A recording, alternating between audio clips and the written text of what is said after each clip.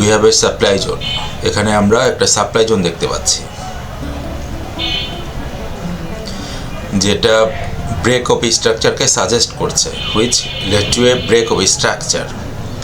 এবং মজার বিষয় হচ্ছে এখানে আমরা we have to wait for rejection or follow up, এখান থেকে রিজেক্ট হতে পারে, অথবা রিজেক্ট না হলে আমরা এই জায়গাটাতে ফলো আপে রাখবো। এবং একটা জিনিস আমাদের মনে রাখতে হবে, রিজেকশন হচ্ছে রিজেকশন ইজ দ্য কি, এটা মাথার ভিতরে সেট করে রাখতে হবে।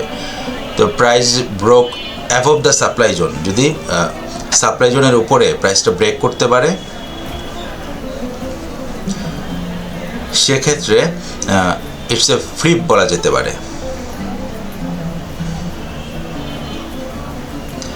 And the rejection becomes the new demand zone, যেখান থেকে রিজেক্ট হবে এটা হয়ে যাবে নতুন একটা ডিমান্ড জোন হয়ে যাবে।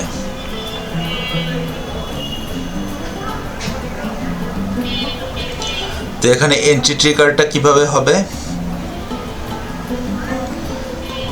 যখন পুলব্যাকের সময় ডিমান্ড জোন থেকে এটা পুলব্যাক করার চেষ্টা করবে, সেটা এন্ট্রি পয়েন্ট হতে পারে।